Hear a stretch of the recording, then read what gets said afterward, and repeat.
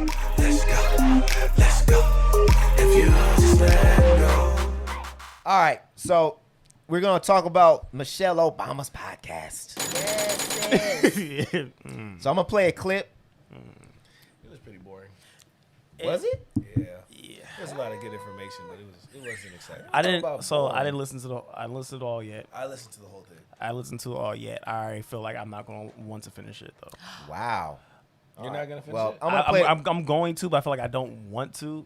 I think a lot of people aren't going to due to the fact of like you kind of have a certain expectation. As we can tell, we have a certain expectations of our elite black, right?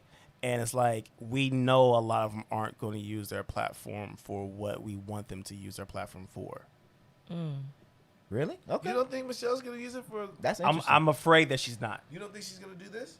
I'm afraid not the way that we would think she would. Okay. Because you got to think about like I want to talk now. Yeah, let's talk. So I'm gonna play the clip first. Yeah, play the clip. Because we saved money and we lived small, as my father said. Okay, I'm sorry. Let me give context. So her and Barack Obama are talking about how they grew up, and they're talking about having a village and working together in their community. How they got the whooping by every person in the There neighborhood. were parents who could be in the schools and who could be going on field trips, knowing that there were plenty of single mothers or mothers who couldn't stay home. So moms like mine were looking out for all the kids at Bryn Mawr Elementary School. My dad's city job paid for everything we did. Yes. And that's not true today. Couldn't happen It couldn't happen. because of the Wage higher costs stagnation. of healthcare, the higher costs of if you want to send your kid to college. So you get financial pressures on the family. You then have all these institutions that used to be support systems shrinking. So more and more people start thinking in terms of Me. and I Not do things us. on my own. I pursue a career, I make money, and then if I'm successful enough, I can be self-sufficient and my family can be self-sufficient. Of course, the challenge is that kind of setup creates this huge separation between people, between economic levels. You always had separation, unfortunately, around race. But now you've got separation within race. Right. Yeah, talk about that, because you, one of the things that happens in your neighborhood is it's not just white folks who move out over time. Right. It's also black folks who have means. Yeah. They start saying, well, we want the same We thing. want to go out to the suburbs. Right. We saw that. All right. I could listen to Obama talk So all day. I can't boring. lie though. I Boring? can listen to him my talk all God. day. Wow. So I don't agree that it's boring at all. I think it's a conversation that we need to have. It's a So great conversation, but it is so boring. The pace of it, the monotone voices. They are incredible people, and they did talk about immaculate things in perspective, but it was so boring to me, bro. I just think maybe I don't know. You I think I enjoy. got ADHD? I think that your attention span Yes. may be a little low. Yes. Nigga, I So sit here with you. but- I make beats for hours at a time, bro. I don't see how we can listen to that and say it was boring. I think it was The and energy just was just boring. it was kind of low. The I, energy I, was I So, think D-Lo, I think it's an informational. Did you listen to Barack and Michelle? Because he was bored. I think it's I think it was an informational Time out. podcast. One more So Right. I One more think question. Yo, how'd you feel about it? what you just heard. Were you bored? Oh my God. okay. So are we bored in talking about why we have a divide between black men and black Of women? course not. So I think that's kind of what they were talking Yeah, but about, did right? you see how we did it? We're not an informational podcast.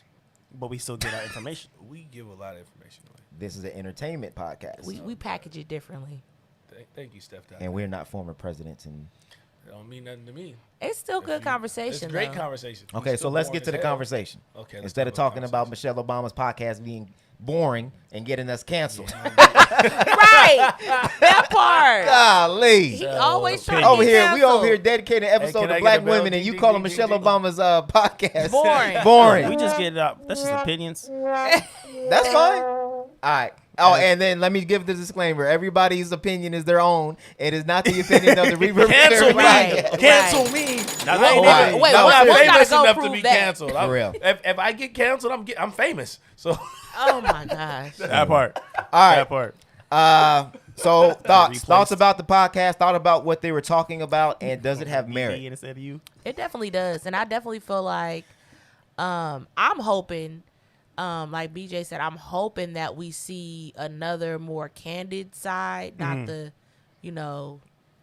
first lady side. You know what I mean? Like really get into the real nitty gritty of the conversation. Kind of like how we do here. Like really getting to the root and having them sister girl conversations and not just the Sponsored mainstream. Right, you know what I mean? Make sure everybody is happy with what we're saying. right. I'm hoping that we could see, because I feel like them in the position that they are in, if we can see that and we could get that, I feel like that'll change a lot on a grander scale. I also feel like it's one of those that's like, we record this hella long ago.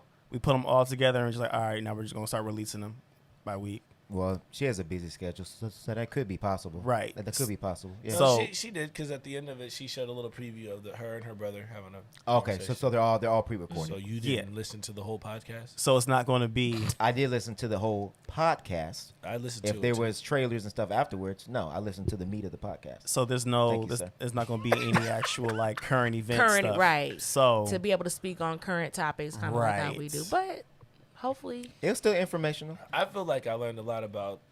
I feel like I learned about the differences in time of how they grew up, where there was the village, and I never thought about I guess I have talking to you guys, but how they said that, how Barack said they had means, and what he meant by means was means of getting out. Right, they made enough money to leave the hood or to leave the areas in which they grew up and go into the suburbs Through education. through education or Right. through finances, right? And so, and then if you think about it, if we grow up and we get education and we come back to where we're going from, we pass that on, right? But when somebody makes it and they get a little bag, they move out, then everybody's still at the same place. You know what I mean? You're not bringing that back to the community. You don't have that. Not you don't that have that knowledge. same village. And I think that's what she was talking about the want or the need to feel like they want to move to the suburbs as soon as they start getting some type of success. That was the epitome of moving, to getting the white picket fence, getting the station wagon, getting the things like that. Y'all So live in the suburbs. I do. I don't. But I think I don't either. You said y'all. That's all I was like. yeah. I just want to make sure I wasn't included in that. I think the interesting part of that conversation was just how much the times have changed and how the times back then created a space for community. So we were talking about just a minute ago that how we don't have any safe spaces, right? And that she was talking about how her dad, instead of putting money into a mortgage, that they stayed with their aunt. And they stayed on the second floor because he knew that money would then go into education and will be able to fund everything that they need. And with that, obviously, you have a more close, tight-knit community because you have mothers, aunts, cousins, neighbors, all working together to raise the family. And I think we've gotten to a place where we have been so individualized because of capitalism that we get money and then we're like, I'm going to go get it on my own. I'm going to go have my own house because I never got to have my own room. Or I'm going to buy the best car that I can get instead of looking at it from a standpoint of a community, because we look at it bad. And I think that we talked about this, I think it's episode 1 or 2, we talked about as soon as we turn 18, we want to move out on our own. Or as soon as we turn 18, our parents say, oh, now you got to go. Instead of us saying, working together as a community to have the greater good. So, and I think in that conversation comes in, it also creates the divide between the black man and the black woman, because before a black man could go to job or he can go to work and make enough money to provide for the entire family. Now you're in a situation where in most households, both people have to work. So then you have to then have somebody else watch your children, where that takes away from family. Or if you are on welfare, that the father can't even stay in the home, so that separates family there. And there's a lot of separation of family that goes on because of the capitalistic society that we're in. So when we're saying that, hey, we need to create community, create your village, come together, create safe spaces, the society that we live in does not give us the avenue to be able to do that because everybody is worried about self, me. I need to get it. And then the whole trick of it is that we're taught, oh, once you make enough, then you can be self-sufficient. But in reality is, once you make enough, you separated yourself so far from everybody else that you are isolated. And you can't really help nobody else out because you are so concerned with helping yourself out. So now then you get taught, oh, I got to protect what I have. And then it's like, oh, don't go back there because they're going to, try to take advantage of you. Or don't help our family because then they're going to take advantage of you. So we're taught not to be in community. But then the solution that we just had was create more safe spaces and rely on the community. That's why I thought that conversation was so important, because that's basically what they were saying, is that the reason why they're so successful is because they didn't focus on individualism. They focused on the community. Yeah, Barack talked about his friends that he's had since Harvard, right? Like college, yeah. Yeah, so that they still kept in touch, and whenever they needed something, and how they slept in each other's houses, right? And his grandparents fed his friends, and I mean, it is. I grew up. I guess I grew up like that. Where anybody could just beat your ass if you was acting up, and then you get home, and then there's another belt waiting for you. Yeah, you know what I mean. That's real. No, for sure. Yeah, and everybody was able to hold you accountable, and we all raised you as a village. But today, it's totally different. You say something to somebody, kid? It's totally different. Like if you bring up group economics or living together or coming together and then paying off a mortgage, black people look at you like you crazy, right? Yep. Because they're like, nah, I want to live by myself. I'm on my own space. I want to be individual. And I think we would rather suffer on our own than succeed as a group. And I mean, when we moved back with my mom, there's so many people that was like, oh, I couldn't do it. I can't do it. I'm like, yo, my own mama? Yeah. Like, you know what I mean? Like, it's that bad. Like, I understand as an adult, but at the end of the day, I'm like, it allowed us to be able to do so much.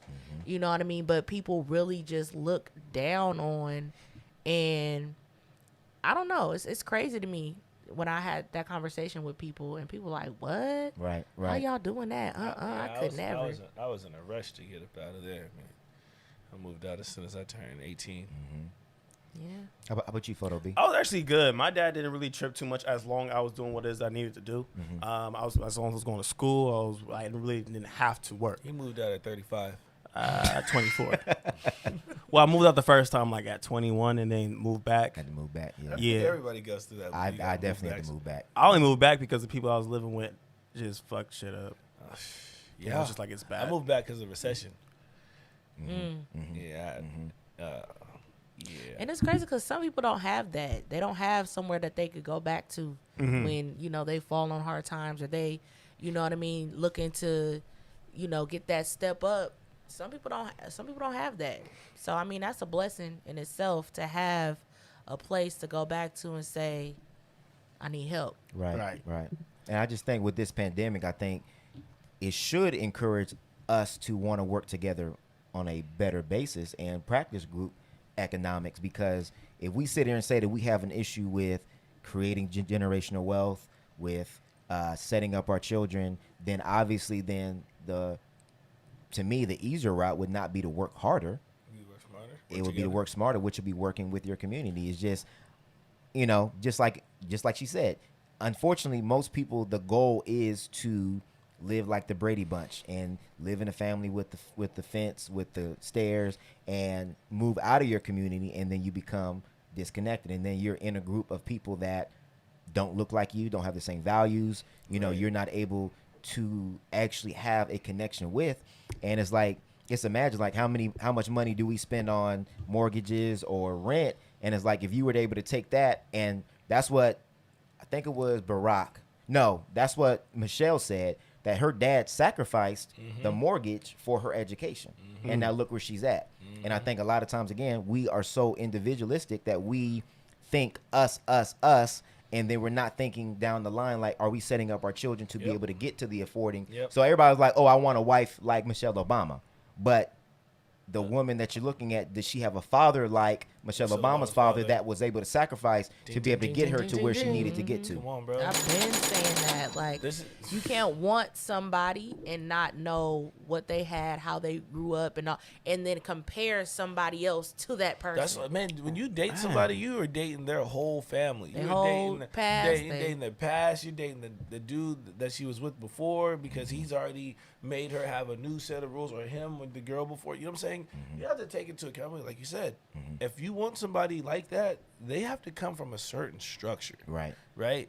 I find that women that come from a two-parent household and the dad was super involved, their mentality is a lot different towards men, right? And I find that men that grow up a two-parent home, their mentality towards women is a lot different, right? It's not so much of the survive. I'm against you. Right. It's more of a how do we make this work together, because they come from a situation where they've seen They work together. Right. exactly. Yeah, and she talks about how much he instilled working with community and looking after everybody and not succeeding on your own, but ensuring that everybody succeeds with you. And I think, that needs to be more of the conversation, especially between black men and black women. So, Yeah. all right. Well, It's about the time I started falling asleep. Oh my god. yeah, well, maybe you need to head back and go watch it. Right. So, Let's go. Let's